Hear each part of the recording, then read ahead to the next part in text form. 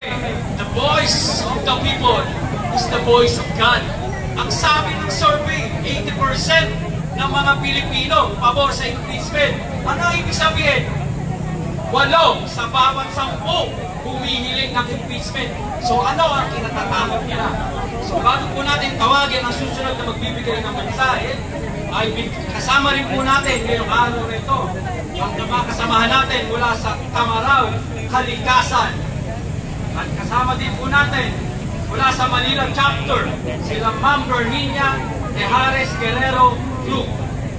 Ang susunod na tagapagsalita ay ang boses at pamumuot ng mamamayan sa ilalim ng rehimeng Duterte na nagsusumigaw na natokhang na ang mga kababayan. Huwag hayaan patuloy tokhangin ang kabang-yaman. Ang susunod na tagapagsalita ay si kasamang Randy De Los Santos, petitioner ng unang impeachment group, Chuhente Nikian De Los Santos. Binigyan na ho ng kahulugan ang salitang portrait. Tataka lang ako, bakit binibigyan pa ng ibang pagpapakahulugan at interpretasyon. Nakakapagbigay tuloy ng pagdududa sa mga tao, ano ba talaga ang tunay na kahulugan nito? Pero muli, balikan natin ang libro, balikan natin ang diksyonaryo. Ang pinagyan kanina ni Ma'am, yun ang tunay na kahulugan. Agad-agad, agaran, madali. Tumagal na ho ng ilang buwan, kaya ho tayo nagkatipon ngayong umaga rito, dahil kakaisa ho tayo na manawagan na gawin na ho nila yung kanilang mandato. Sundin na ho nila yung kanilang hinihiling ang batas. Kasi ho sila naman talaga yung tama na didinig nito. Ilabas ang ebidensya. Malakas ho ang ebidensya. Marami na ho natukhang ng mga pamilya. Totoo niya, kasama ko ilan sa kanilang ito. Andito ho yung mga pamilya ng mga napatay ho ng war on drugs. Kasama ko ho ngayong umaga. Sana ho ay huwag nang tukhangin itong impeachment complaint. Ang tagal-tagal na ho eh. Ilang ba na ho kami nagkikintay. Pakisuyo naman ho, sana inyong pakinggan. Ang sigaw ng mamamayan, Sara Duterte! Litisin! Litisin! Sa kabila ng hamon ng lintik na init, ang sigaw, hustisya at makakonstitusyong panawagan ng mamamayan, Sara Duterte! Litisin! Litisin! Sara Duterte! Litisin! Litisin! May naman po, pakinggan naman natin ang mensahe ng ating kasamahan mula sa National Chairperson na gawin nilang opsyonal ang utos ng saligang batas. Papayag pa tayo na ipapatakas nila muli ang kurap sa pananagutan.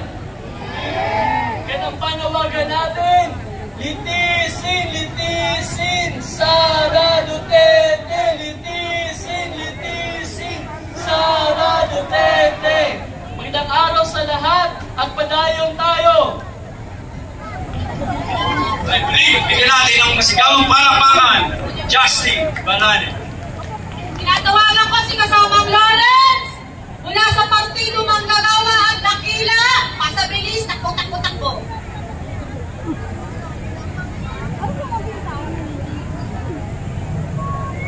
At para sa susunod na tagapagsalita, tinatawagan namin si kasamang Philomena 5 mula sa COSMA at unang petitioner ng impeachment group.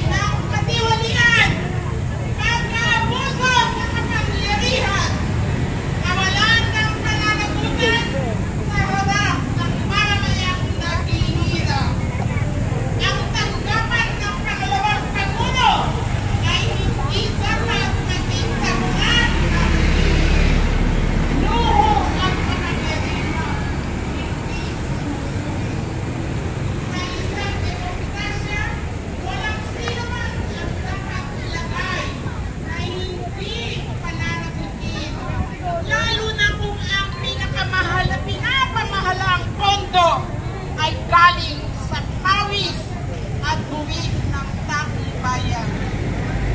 Kaya ngayong Hulyo 9, sa gitna ng pagtitipon na ito, kami ang COSMAD ay mariin namin isinusulong ang panawagan impeachment kay Sara Duterte. Ngayon na!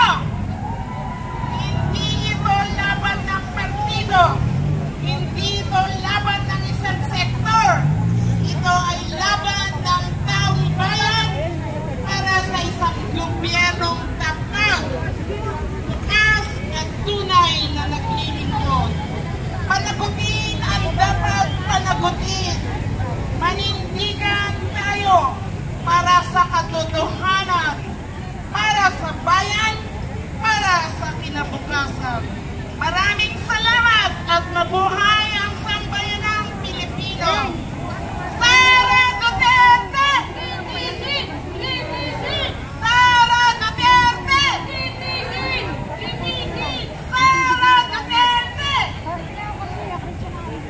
Salamat po at magandang umaga sa ating laban. Tuloy ang laban! Ngayon ay binibigay namin sa inyo si kasamang Loren mula sa Partido Manggagawa